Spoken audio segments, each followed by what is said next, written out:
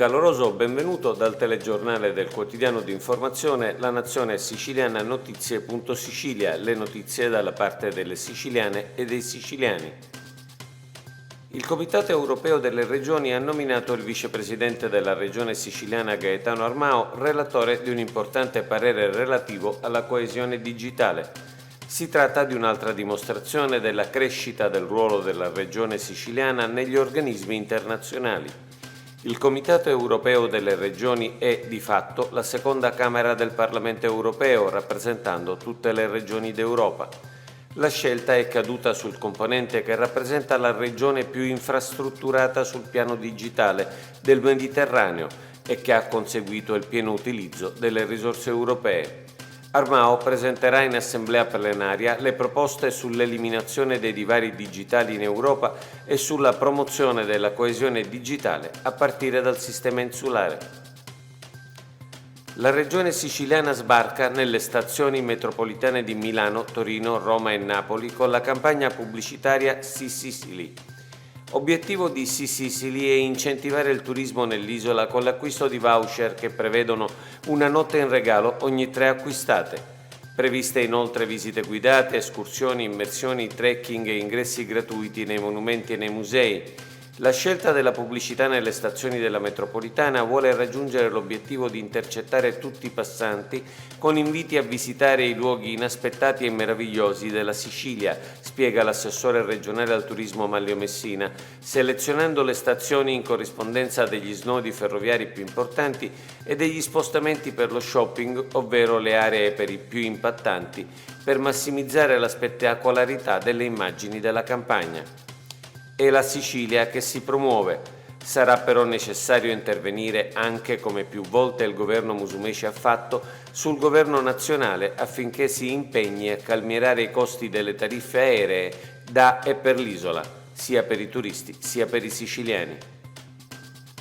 Da ieri in Sicilia è possibile effettuare la prenotazione per la prima dose del vaccino anti-Covid-19 anche per bambini da 5 a 11 anni, così come previsto dal Ministero della Salute in tutta Italia.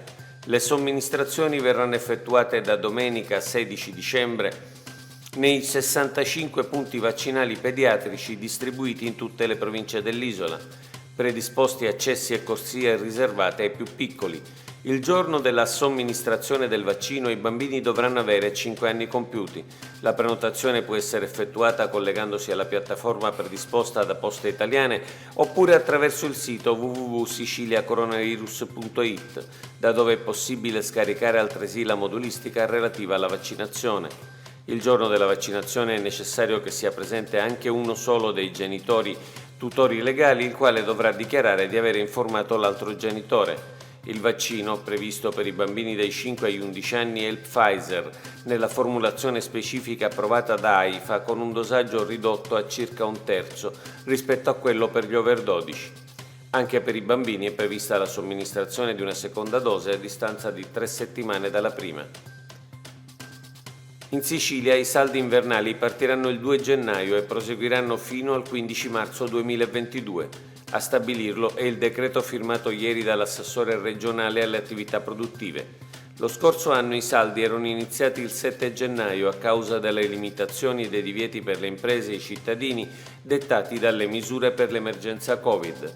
In Italia la data di inizio dei saldi è regolata da una decisione della Conferenza delle Regioni del 2016 che stabilisce che le regioni possono avviare le vendite invernali di fine stagione a partire dal primo giorno feriale antecedente l'Epifania, e cioè il 5 gennaio, che nel 2022 cade di mercoledì, oppure optare per un'altra data. In quasi tutta Italia le regioni si sono adeguate alla data del 5 gennaio.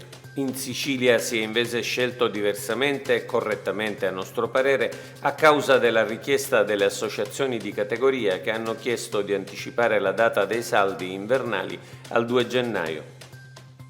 Il presidente della regione siciliana Nello Musumeci ha inviato un messaggio al direttore della DIA Maurizio Vallone in occasione del trentennale della fondazione della struttura investigativa antimafia.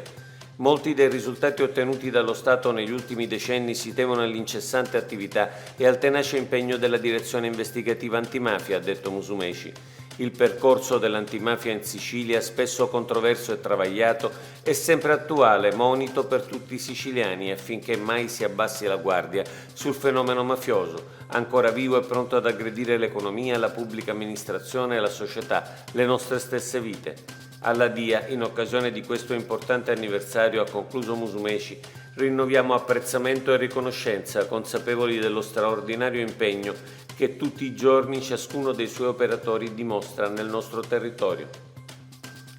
L'onorevole Giusy Savarino, portavoce di Diventerà Bellissima, a proposito della tragedia di Ravanusa, dove hanno perso la vita ben 9 persone a causa di un'esplosione dovuta a una fuga di gas, ha chiesto che si vari una legge speciale per la ricostruzione.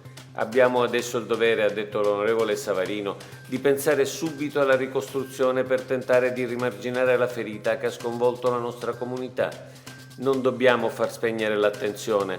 La solidarietà di tutte le istituzioni deve diventare aiuto concreto al nostro Paese.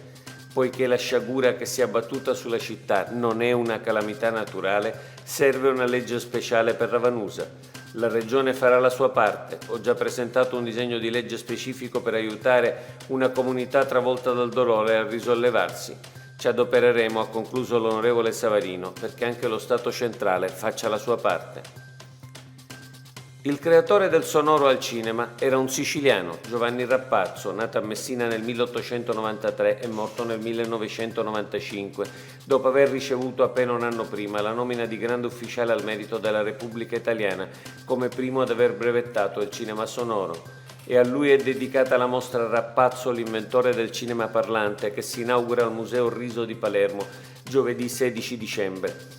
Una mostra che è anche un atto di giustizia storica, sottolinea l'assessore regionale dei beni culturali e dell'identità siciliana Alberto Samonà, per dare il giusto merito a un figlio della Sicilia che si è distinto per la genialità della sua invenzione.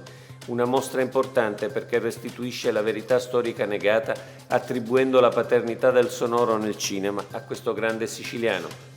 La mostra, dice il curatore Martino Locascio, è solo il primo passo per riscattare un'ingiustizia storica e restituire visibilità a chi per primo ideò e costruì i prototipi funzionanti del sonoro nel cinema e che riuscì anche a brevettarli esattamente 100 anni fa, collezionando solo rifiuti e silenzi assordanti.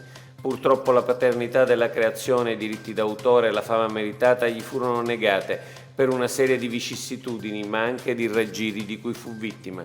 Come Giacomo Meucci per il telefono, le grandi aziende d'oltreoceano riuscirono infatti a farla franca e sbancare i botteghini accaparrandosi l'invenzione del secolo. La mostra sarà visitabile dal 16 dicembre al 16 gennaio negli orari di apertura del Museo Riso. Oggi è tutto. Per l'informazione della Nazione Siciliana notizie.sicilia e appuntamento alla prossima edizione. Per approfondire le notizie andate direttamente sul nostro sito www.lanazionesiciliana.eu.